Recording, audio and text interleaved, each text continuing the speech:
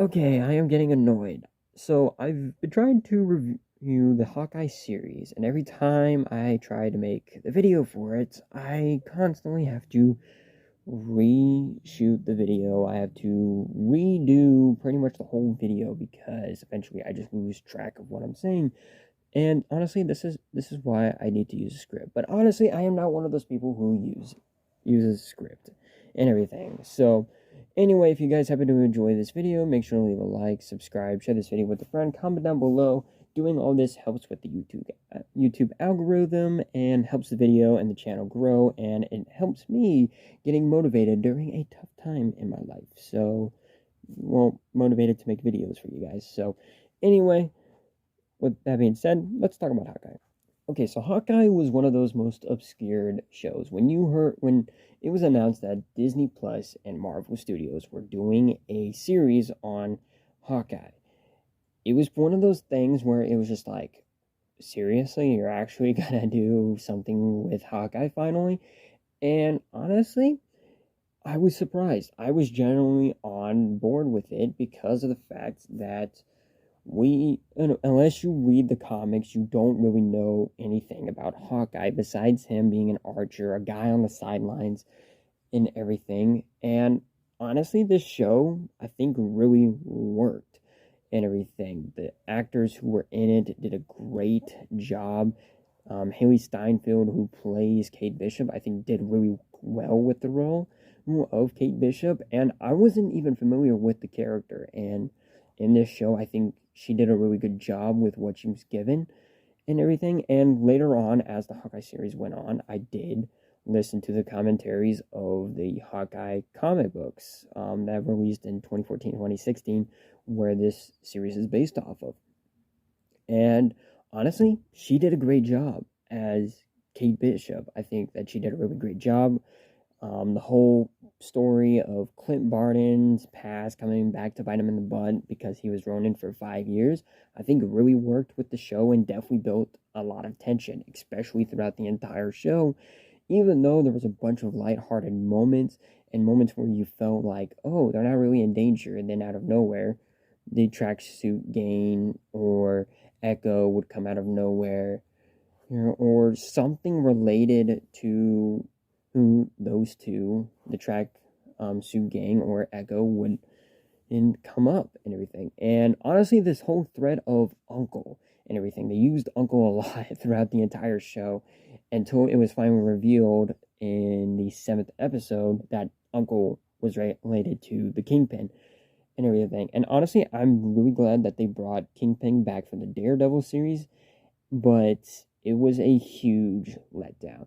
There was a bunch of deleted scenes that came out recently with Kingpin, and in my opinion, they were some of the best scenes besides his introduction in episode 8 were some of the best scenes with the Kingpin, and I really wish that they used these sort of scenes. And obviously the reveal of Kingpin, I think, felt really great, but also very weird because of Yelena Belova, who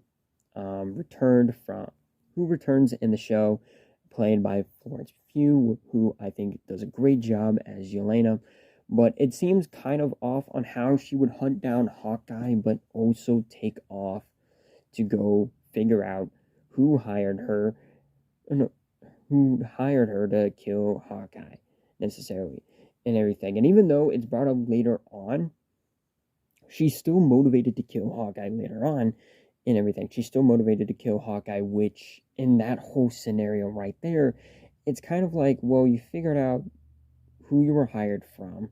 You realize that Kate Bishop is a good person and everything. And obviously there's some things that I think they could have used throughout the show to show kind of like Yelena debating on whether or not to kill Clint Barton or not and everything, but it just seemed a little off throughout the show. And obviously there were some disappointing there were some subverting expectation things with especially Jack, who everybody thought was going to be a bad guy, and only to find out that he was just a normal kind of crazy man who liked swords. But honestly, it was a really good series. But all in all, it was forgettable. Because here's the thing, I had to watch Hawkeye because once I finished the first run, I really liked it. I loved the show, and then I had to watch it 2 more times because of the fact that I forgot pretty much everything that happened, which honestly also has to deal with the fact that Spider-Man No Way Home came out, and the Peacemaker show ended up releasing and everything, and the whole drama with DC, and just all this other family stuff that's going on right now. But the show is pretty forgettable afterwards. After you watch the show, it's kind of forgettable. Like, you have to go back to watch the episodes prior because you kind of forget what happens. And obviously, that's where the previews come in like, oh, here's what happened in the last episode, so here, and it gives you a brief summarization. But it, like I said, it's kind of forgettable series and everything. It's kind of forgettable, and but it was a fun series. I think they really did a good job with Clint Barton and Kate Bishop. I think they did a good job with Elena.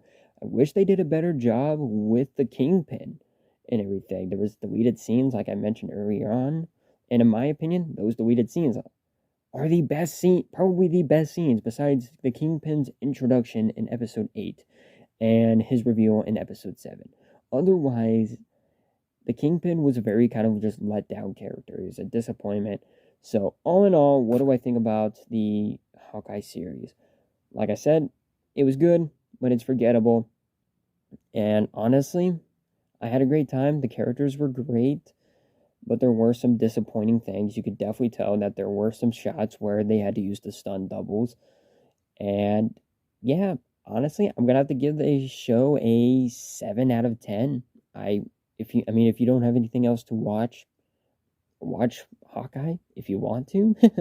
So anyway, that is pretty much it for this review. Stay tuned for my Man of Steel review and my top 5 Attack of the Clone sets that I want to see in the 20th anniversary wave. So with that being said, see you all next time. Peace out.